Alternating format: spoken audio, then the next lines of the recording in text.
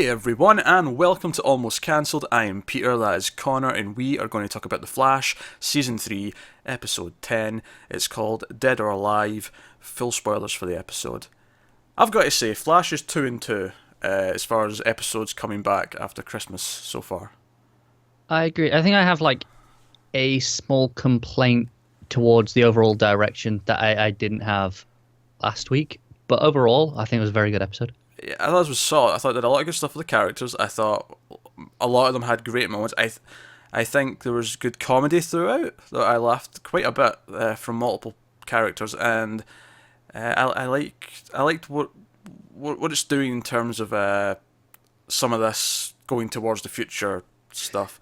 That's where my one concern actually has come from. Okay. Whereas last episode, it felt really like, okay, what can we do to change things? And then this episode, they leaned into, oh, we need to be faster. And that just feels a little bit derivative of the first two seasons. That's true. And I'm hoping it goes back towards the how can we change it from stop it happening entirely rather than just being faster. Well, to me, that's it's kind of doing both, because the ending for me, the tag with Wally, is like Barry's acknowledging that Wally's getting quicker, faster, so it's this other element. Yeah, I get that. It's just, I don't know. I would have felt like if they'd tried to prevent the entire thing rather than just, no, we need to go faster. That's what's... It just feels a little repetitive to me. I think it's strange that they're not trying to prevent it all immediately. Like, just let's take away the setup. Let's never be in that location. Let's not ever do anything. I think that's what's concerning me about it, yeah. At the same time, though, I don't really care. Fair enough. It's not a major thing. I just wish that wasn't there again. I feel like it's just the Flash always comes down to going faster.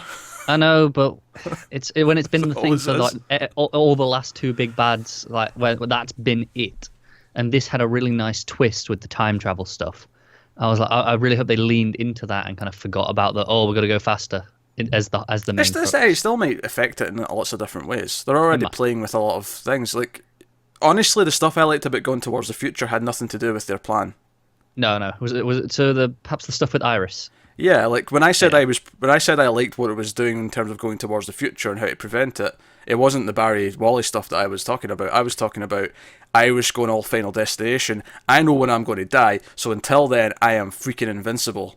Yeah. That stuff I like. I agree. I like that as well. That was a lot of fun. Her and Wally this entire episode, actually, it's like they've been unleashed. They finally have something. We've been saying this kind of since the start of the season, where they felt like they've come into their own a little bit more, and it really came to light in this one, because it felt like, no, let's give them their own little subplot where they're going to go do something, and something as simple as Iris convincing Wally, hey, in the Flashpoint universe, we're like a brother-sister crime-fighting duo. We should team up. It's one thing Wally getting his own stuff, because obviously he's the new superhero and he's a newer character in general.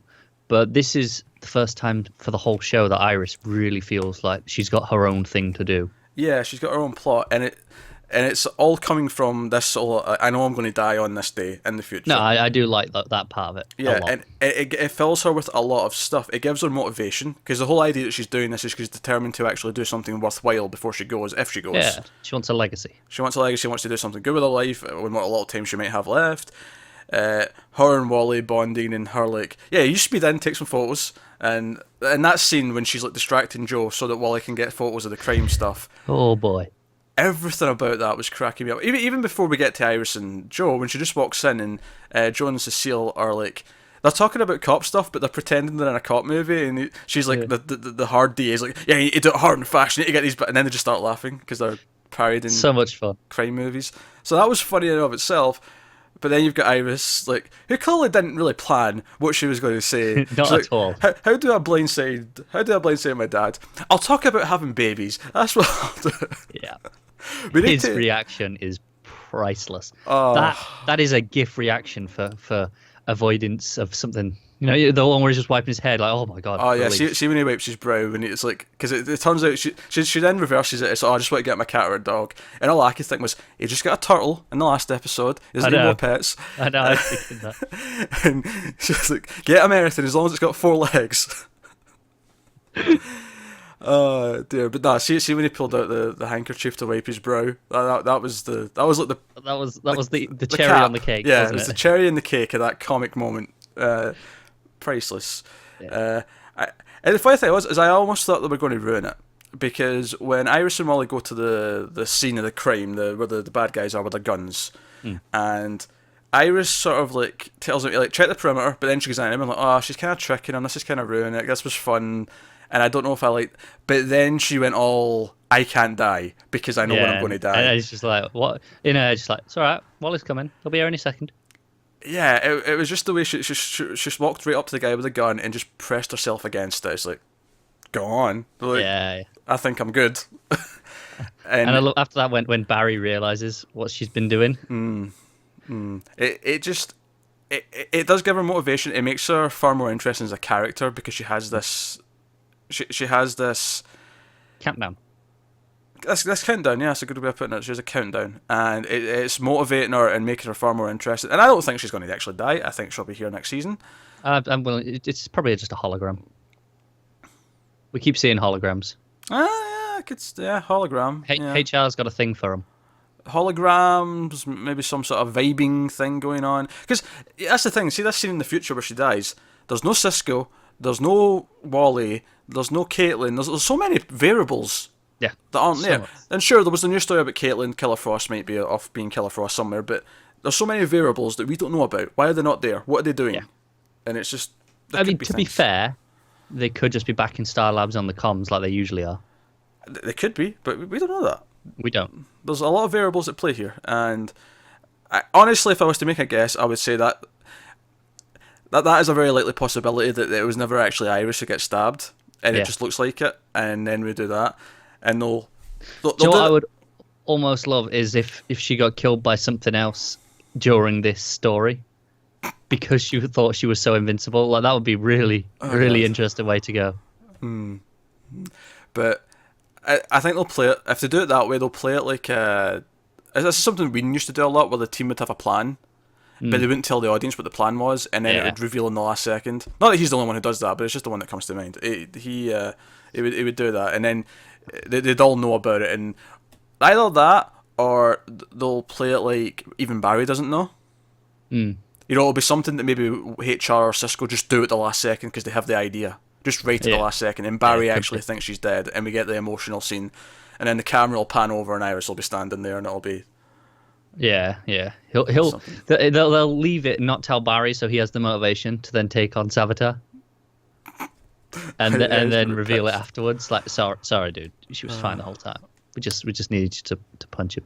But no, Iris and Rolly were cracking me up. HR, of course, was cracking me up. That entire opening, which felt overly cheesy, but then it turned out to intentionally be overly cheesy. Because like, the bad guys felt like the dialogue was just weird. Yeah. Like, oh yeah, this is going to be it. The next evolution of crime. Like, no one who's actually a criminal talks about crime as if it's their religion. I know. That's not how it And then works. you get, but they have a hero, a man of science, Yeah, and then he walks in with this ridiculous size gun. This vortex gun. it's like the size of like a cello or something, like in terms of height, the way he's holding it above his head. Yeah.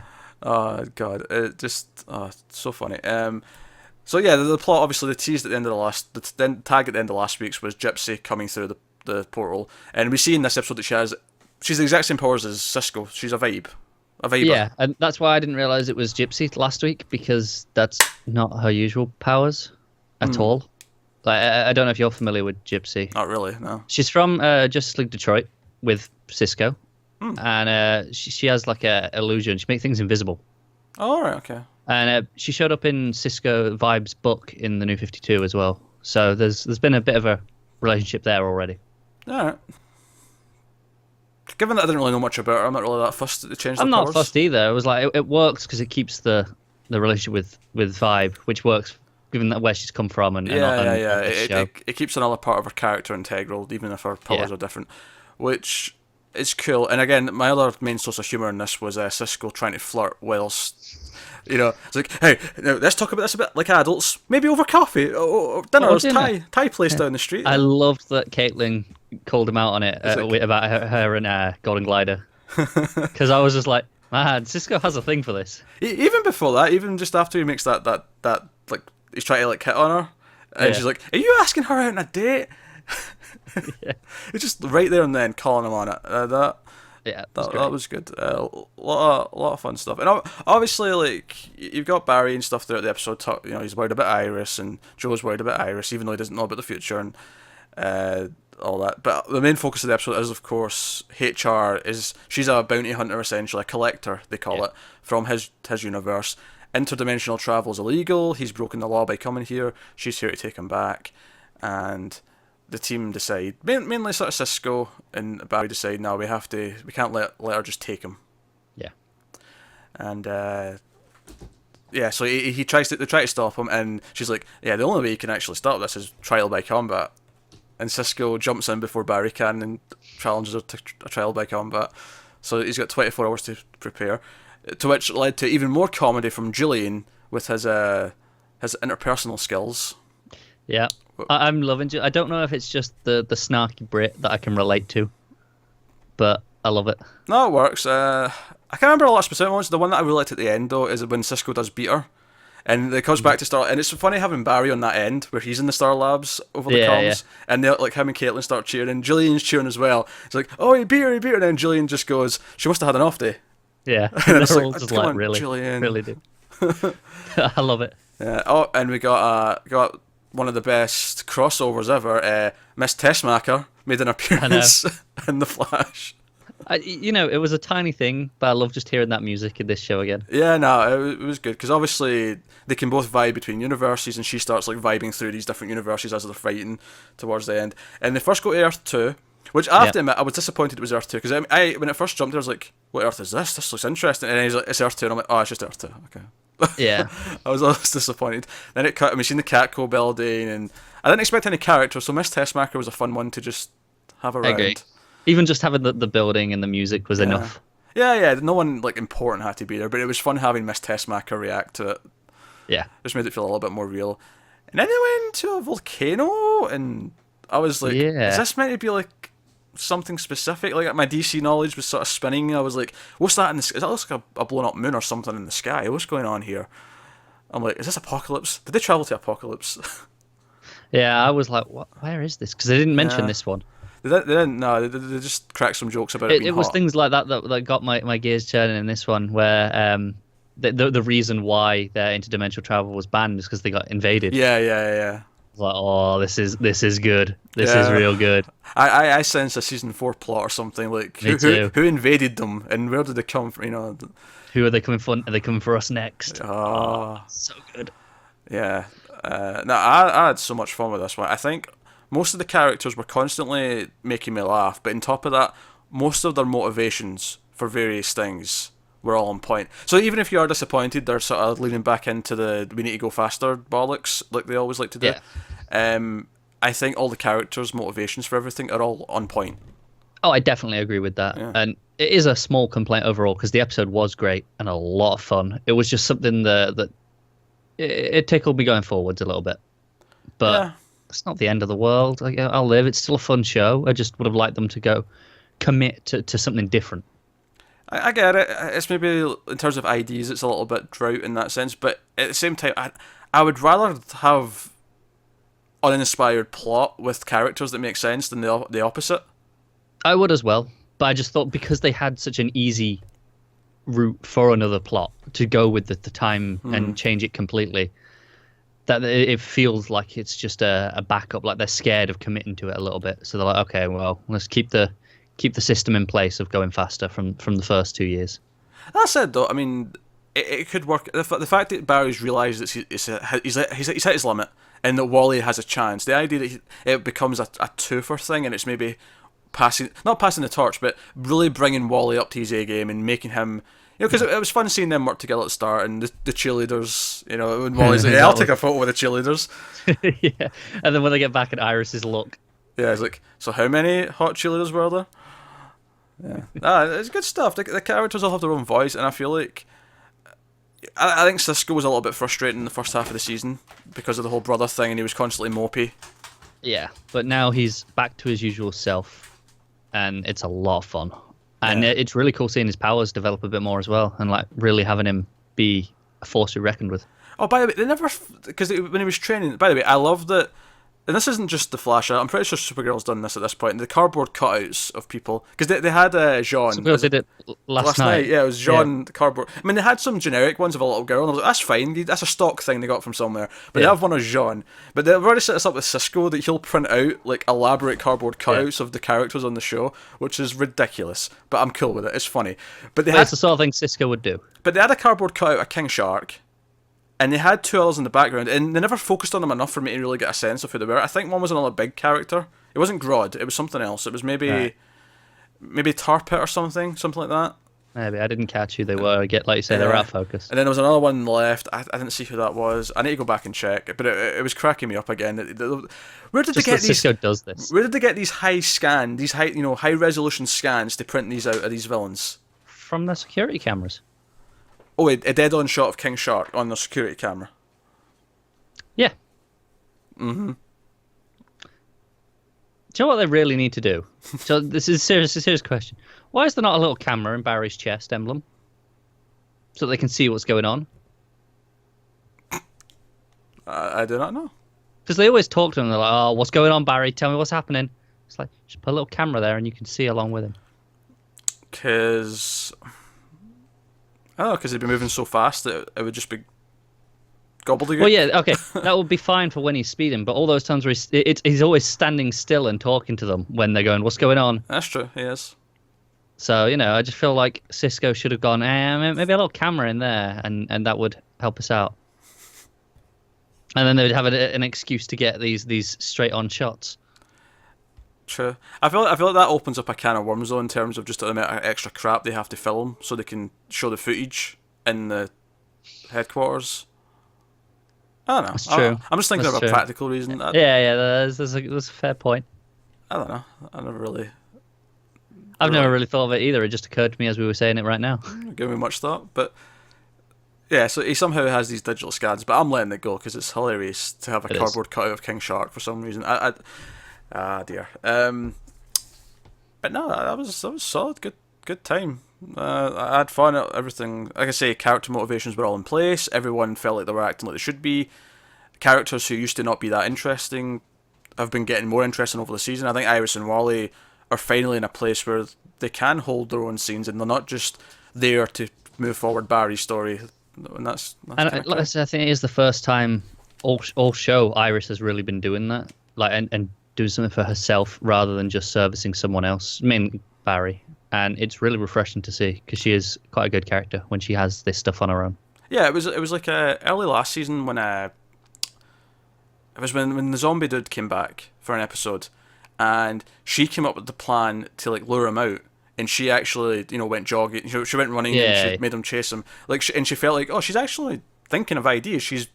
But then it kind of went back on the back foot, didn't it? Yeah, but there was like hints of it there, and it was like she actually seems like she could be a good. I think Candice Patton is more than capable of it. It's definitely. It's just a case of she was always the person in trouble. First season you had she was just there with Eddie, basically. Yeah, it was a love triangle, and Barry's conflicted about it, and that's all it was. Yeah. And whenever they do actually give her a chance to be her own character, it works really well. It does. Even something as simple as the scene towards the end when Barry's reading her article. And they're just having that couple moment, and she's just like she's better than she used to be. It's Barry servicing her plot in that one. Yeah, it is because it's about how she feels, and it's about her own like countdown to death rather than it's not just about Barry going, I need to stop this. It's her that's at stake, so it's personal for her most. Yeah, and it's giving her this new conflict and this new attitude and this new driving force, and that's good. I'm really enjoying seeing it. So. No, it's good. It's different in a movie because in a movie, you have 2 hours or whatever. You have your main character, and typically everything's there to service the main character, regardless of who it is. In a TV show, you've got 20+ episodes a year. You have this ensemble. Everyone should be developed, and I feel like Iris is finally getting a chance to feel like she's not just. Yeah, it took long enough. There for Barry, so that's good. But that's just 2 solid episodes in a row, and it's just shining that light again that. In the first half, they have to spin their wheels a little bit because the crossover's coming. It's going to feel like that every year, I think. Do you know what I noticed as well? Actually, Joe always said, it's kind of like how S.H.I.E.L.'s doing this year where they've split it up into segments. Yeah. They've not officially called this like a different segment, right? But I don't know if you noticed this, but they changed the opening to reflect. Yeah, because now it's like, I defeated Savitar, but by throwing the Philosopher's Stone in, I seen this future. Right, yeah. They completely, because at the start of season 3, it was I created Flashpoint, and because of Yeah, this, it does feel like that was the Flashpoint stuff, then the crossover, and now it's Savitar. Yeah, it's Flash of No, Future Past. you're right in that respect. Yeah, so even though it's maybe a subtler thing than what Shield's done, where they've completely changed their title screen for each segment, they're calling it a name. It feels, when you're paying attention, I think you see it there. It does feel like a new arc in that sense. You're right. Supergirl probably would as well, but they as of yet have not done anything in their intro where they've actually put the plot in. They've just had the generic explanation of Supergirl. Yeah, and then a previously on. Yeah, because Flash started doing this in season 2, where it explained how the last season ended, so that it set up the new status quo. But to be fair to Supergirl, it's not really that involved in the crossover either, so it doesn't feel like it suffers the same problem. Oh yeah, nah, to an extent. But it still felt like they wrapped things up, because, Lena was kind of... I mean, I'm sure she'll be back, but it was kind of done with at the end of I believe she's back next week or the week after, actually.